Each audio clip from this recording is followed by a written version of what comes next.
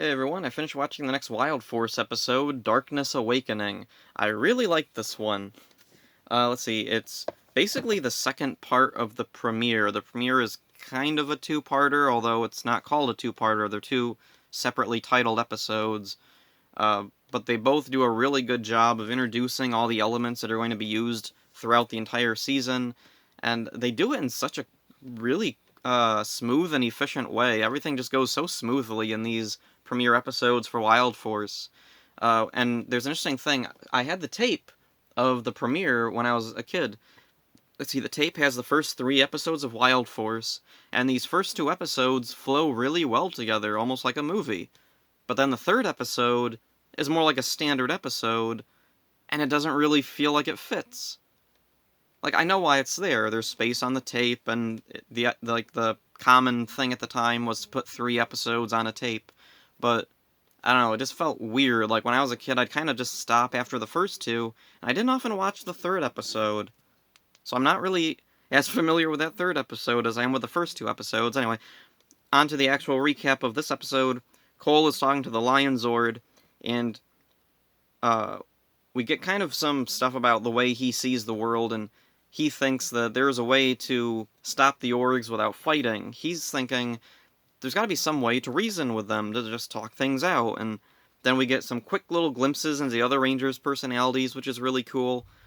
We see Danny and Max working on a garden, we see Danny working on the garden, and Max just sitting behind him because they're friends and they're hanging out. And then we see Alyssa come in from school with a backpack, and Max runs over. How do you find the time to go to school and also be a ranger?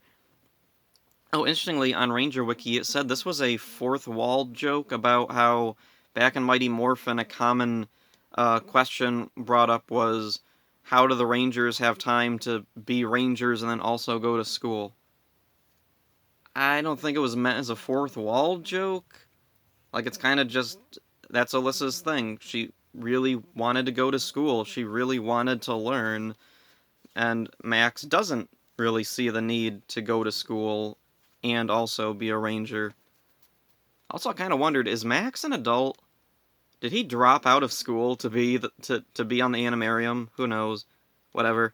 Shayla pops out of the magic fountain and tells the Rangers that there's an org attack. Gendrax and Toxica, the villains from the first episode, they're walking deep underground, and they come to this underground little place with all these stone statues, and they call it the place all orgs are born. Which is kind of weird, because later in the series, the orgs kind of just, pop into and possess random objects, don't they? Like, or are they spirits that can possess things and they're created down there? Who knows, whatever.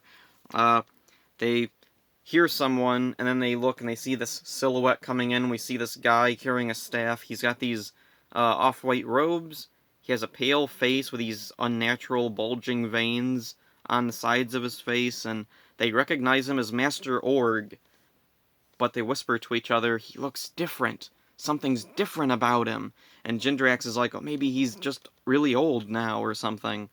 And so anyway, he sends them out to find the new org that's been created, and as they leave, the camera pans over to Master Org's face. We see his eyes along with a third eye on his forehead, and then they all blink in unison, and it's a really cool little bit.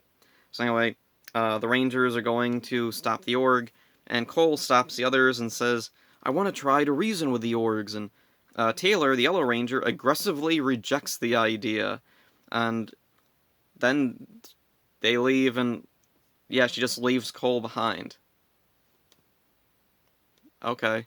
Why didn't Cole just keep going with them? Whatever. Alyssa goes back to Cole and tells him that Taylor's been a ranger for longer than any of the others, and we learn about, like, how the Rangers were recruited into this.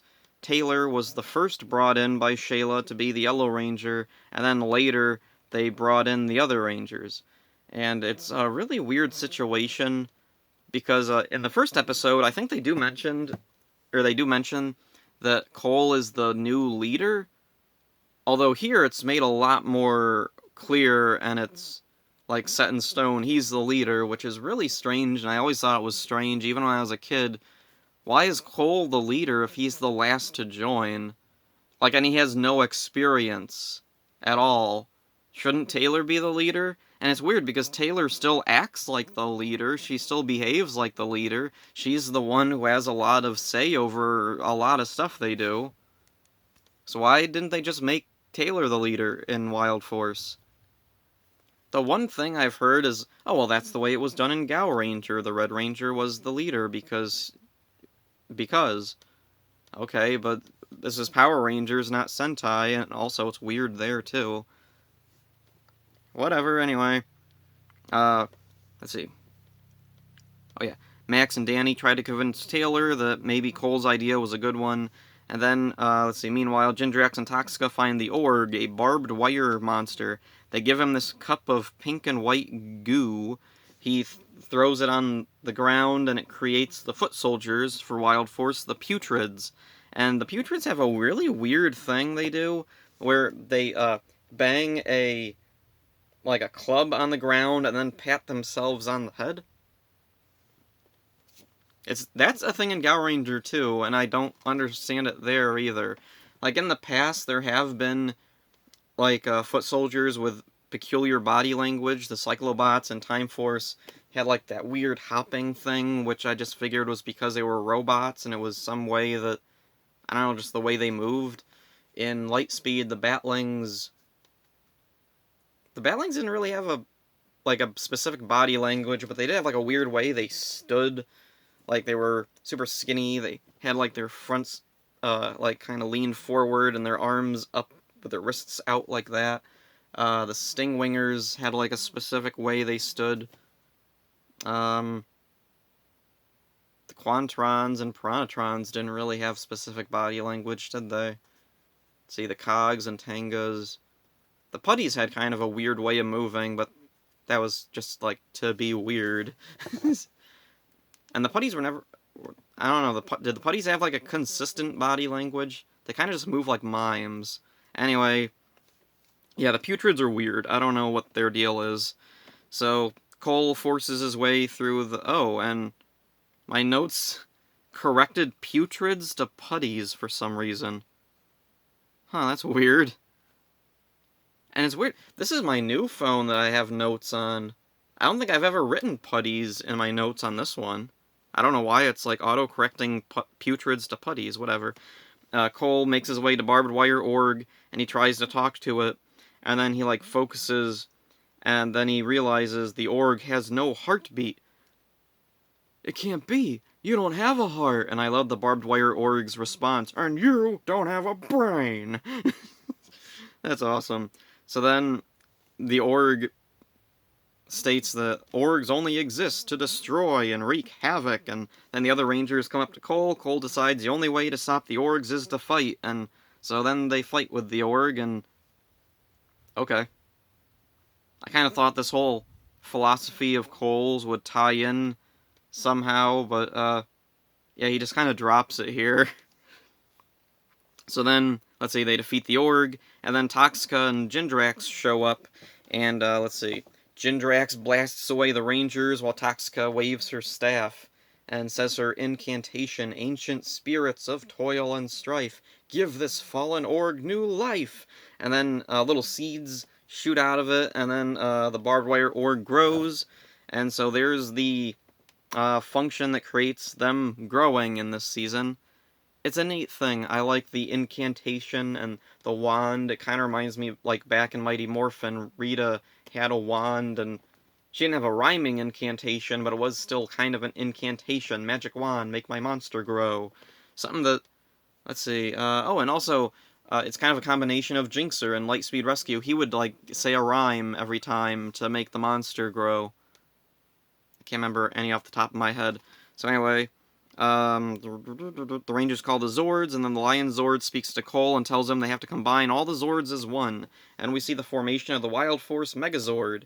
And the cockpit of the Megazord is very different from what's come before. Mostly it resembles the cockpit from Lost Galaxy, where they're all standing, and there's a little thing, I don't know what to call it, in front of them. So...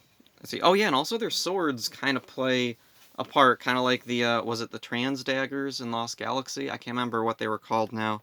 So anyway, they defeat the Org, and then Jindrax and Toxica return to Master Org, and then we finally get to see Master Org in full. He spins around, and we see his whole body. He has this long, ragged robe thing on, distressed face, and then he laughs evilly to himself, ha ha ha, showing that, like, this first org wasn't really that important. It wasn't part of his true plan, so what could his, like, bigger plan be? So then, back up on the Animarium, the Rangers approach Cole for their next mission, giving him a bath, and it's a funny little scene.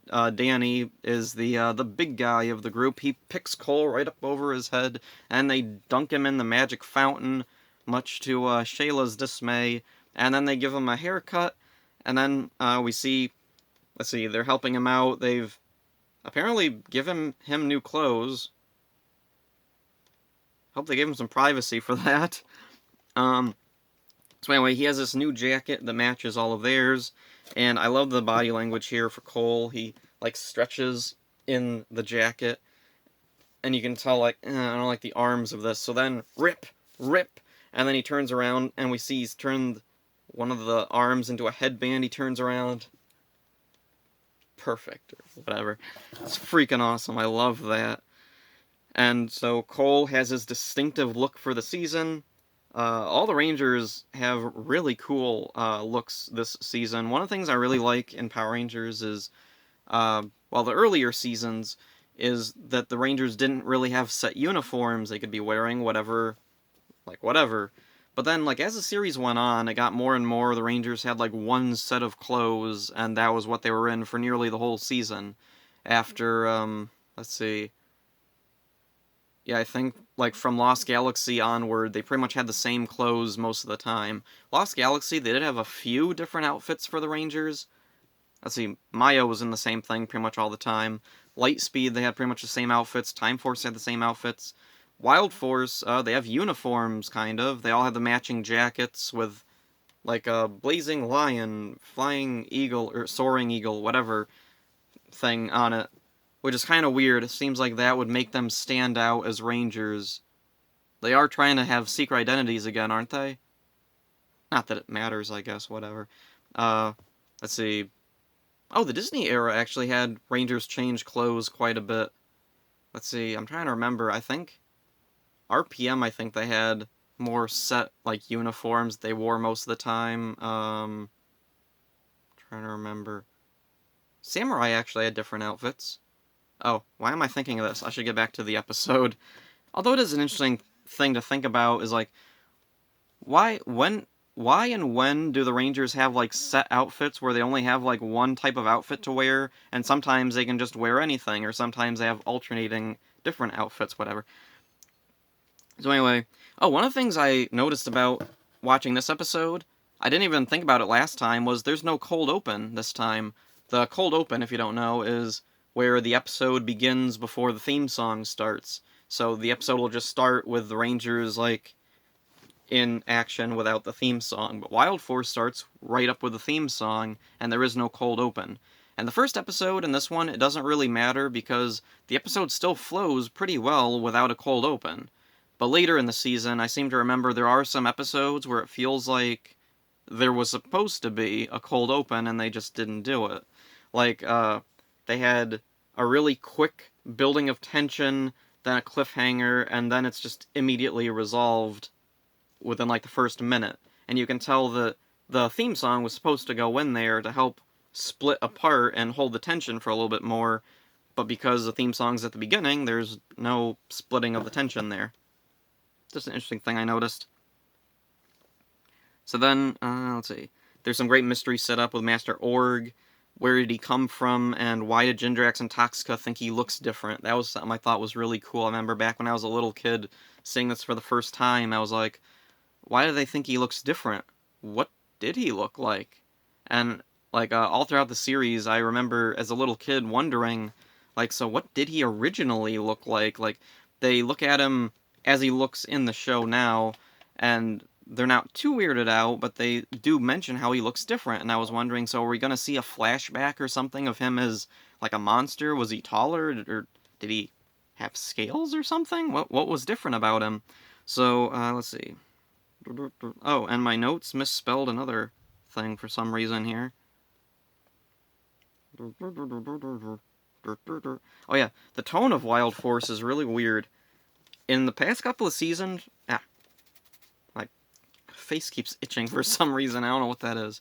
Anyway, the last couple of seasons tried to go for a more dramatic sci-fi fantasy theme in Power Rangers, especially Lightspeed and Time Force at times were trying really hard to like push things into a more serious direction. And Wild Force does that too, but in a completely different way. Where Lost Galaxy, Lightspeed, and Time Force were more focused on like sci-fi drama, Wild Force feels more like a fairy tale that's taking itself seriously. It's a really interesting way to do Power Rangers, and it's the type of thing we wouldn't really see again up until like Samurai, I think. Whoops, my notes jumped around here. Okay, that's weird. I don't know what's going on there. Anyway, one of the reasons it feels so different is because a lot of the behind-the-scenes crew has changed around. Chip Lynn and Jackie Markand are both gone as writer, producers, and Jonathan Zacher is now heading the show. So, Wild Force is usually thought of as like his like vision for Power Rangers, and most people assume that if Jonathan Zacher had been in charge of Power Rangers more seasons, probably would have ended up a little bit more like Wild Force, or if the Disney era like hadn't switched to New Zealand and he had stayed in in charge of the show in California, the rest of the series probably would have been more like Wild Force. And I'm wondering if that's a good or a bad thing. Of course, he also did Mega Force and Super Mega Force, which were nothing like the Sentais, and yeah, it's weird, like both ends of the extremes. We have Wild Force and Samurai that are pretty close to their Sentai counterparts. Like, while I was watching this, I've watched Gao Ranger uh, a while ago when I got the DVD of that. I think I watched that. Uh, yeah, I haven't watched Wild Force, actually. I've watched Gao Ranger a while ago, so that's fresher in my mind, actually, than Wild Force is. So I keep seeing scenes, and, like, especially the Japanese footage, and I think back to Gao Ranger and stuff that happened in there, and like little tiny things that were changed here and there, like in Gao Ranger, Cole wasn't a jungle kid; he was like a vet or something. So let's see. Yeah, next time we have the first of like the standard episodes, the normal episodes. We're done with the introducing everything. We know who the bad guys are. We know who the good guys are. We know their weapons. We know the Zords. We know the basic premise of the show and the orgs. So yeah, that's all for this one. Hope you enjoyed it. See ya.